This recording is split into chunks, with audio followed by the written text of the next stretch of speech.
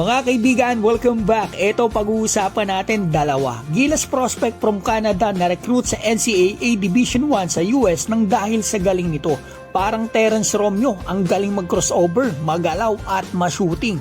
At pag-uusapan din natin si Kiefer Alas, mag-NBL 1 Australia tapos Amerika. Mukhang susubukan din ito makapasok sa NBA.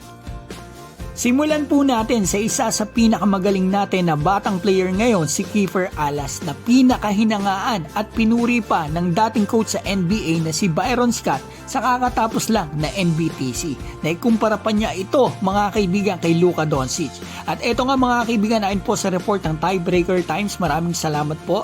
Ito daw pong si Kiefer ay lilipad at maglalaro sa Australia, mga kaibigan, sa NBL 1. Paalis na po pala siya ngayong weekend at hindi po siya magtatagal doon sa Australia kasi lilipad pa siya patungo dito sa Amerika dahil po ang sabi ng family niya, wala pa nga daw po itong Division 1 offer sa ngayon pero si Kiefer daw po ay nakatakda ng sumali dito sa isang AAU team at mag-enroll sa isang high school program. So in short, pupunta si Kiefer sa US. Ang goal ay makapaglaro sa NCAA Division 1. And basically, susubukan niya mga kaibigan syempre yung abutin ang pangarap ng lahat ng mga players ang maging NBA players. Good luck sa'yo, Kiefer. Mabuhay ka.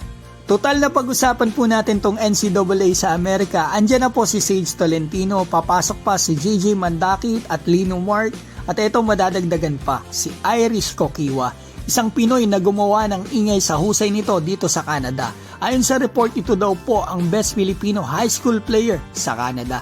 Back-to-back AAA MVP at naglalaro po siya ngayon sa SFU, ang only team in Canada na kasali sa NCAA. Division 2 po ito mga kaibigan at one of the best point guard dito, etong si Irish. Naoperan po siya at maglalaro dito sa University of New Orleans Division 1 NCAA. Ito po, panoorin natin ang laro niya kung bakit siya na-recruit ng team na ito. So eto na mga kaibigan, panoorin po ninyong mabuti. Sarap panoorin ng batang to. Galing mga kaibigan ha. Tingnan nyo yung mga galawan niya o sino maalala nyo. Parang Kyrie Irving yung galawan. Kung dito sa atin, parang Terence Romeo yung nakikita ko ha. Yun nga lang, mas matangkad to kay Terence Romeo. At syempre mas bata. 18 years old pa lang to. At ito ay 6'1 mga kaibigan. Si Terence, 5'11 mga kaibigan. So eto makikita natin. Napaka-shooting nito sa tres. Alam nyo po ang average niya dito sa NCAA Division 2. Mga kaibigan, 40% sa 3-point line. At ang average niya mga kaibigan, dominating. 18 points mahigit, 3 rebound and 5 assist. So tingnan natin, ganda pong masa. Tingnan natin dito, mga kaibigan, yung gagawin niya ha. Tingnan natin, parang Terence Romeo talaga mga kaibigan. Biglaan, crossoveran, titirahan. Yan galawan. Ganda gumalaw mga kaibigan, ganda ng crossover niya. Talagang madadala ka talaga. Ang galing niya mag-create ng space. At gusto ko po pala kayong balitaan mga kaibigan. Ito po ay Gilas Prospect. Nakausap ko po siya mga kaibigan. Sinabi po niya sa akin nung tanungin ko siya about sa passport mga kaibigan. Ito, nakakuha daw po siya before siya mag 16 years old ng Philippine passport.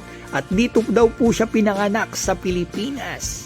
So yan, makikita natin ang galang. Magandang balita yan para someday mga kaibigan, pag kinailangan siya ng ating national team, pag kinuha siya ng coach ng Gilas, ay makakalaro siya as local mga kaibigan. Kasi may Philippine passport siya before mag 16 at hindi pa siya naglalaro sa ibang bansa. So yan, makikita natin, parang Terence Romeo talaga nakikita ko mga kaibigan. Kayo po, ano nakikita niyo sa galaw niya? Sino yung comparison niyo sa batang to?